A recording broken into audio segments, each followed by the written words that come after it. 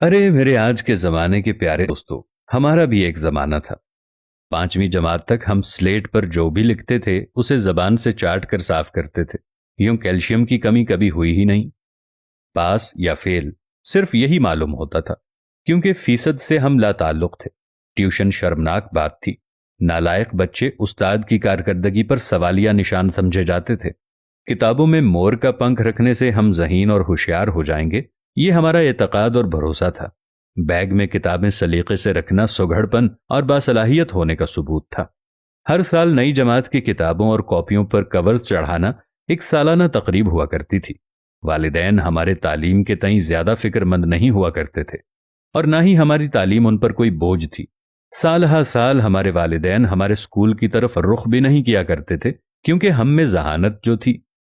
School में मार खाते हुए या मुर्गा बने हुए हमारे दरमियान कभी अना यानी ईगो बीच में आने का सवाल ही पैदा नहीं हुआ। अना क्या होती है ये भी मालूम नहीं था। मार खाना हमारे रोजमर्रा जिंदगी की आम सी बात थी। मारने वाला और मार खाने वाला दोनों को एक दूसरे से कोई शिकायत नहीं हुआ करती थी। हम अपने वालिदैन से कभी ना कह सके कि हमें उनसे कितनी मोहब्बत है। ना बाप हमें कहता था, क्योंकि आई लव यू कहना तब तक राइज नहीं था और हमें मालूम भी नहीं था, क्योंकि तब मोहब्बतें जबान से अदा नहीं की जाती थीं, बल्कि सचमुच हुआ करती थी। रिश्तों में भी कोई लगी बंदी नहीं हुआ करती थी, बल्कि वो खुलूस और मोहब्बत से सरशार हुआ करते थे। सच्चाई यही है कि हम या हमारी उम्र या जायद उम्र के सभी अफराद अपनी किस्मत पे हमेशा राजी रहे।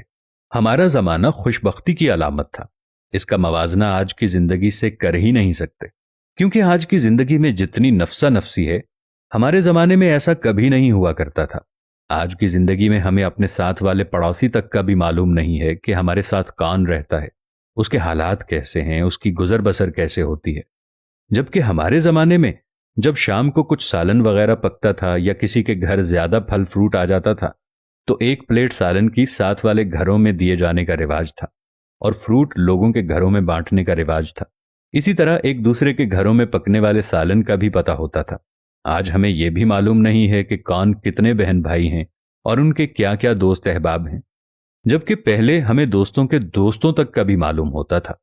न जाने वो जमाना कहाँ चला गया। हमारा इतना सुकून वाला जमाना था, जबकि आज तो खून खराबे में नफ्सा नफसी के दौर में किसी को यह भी मालूम नहीं कि किसी के घर में कितने फाके हैं और कौन कितनी अय्याशी कर रहा है।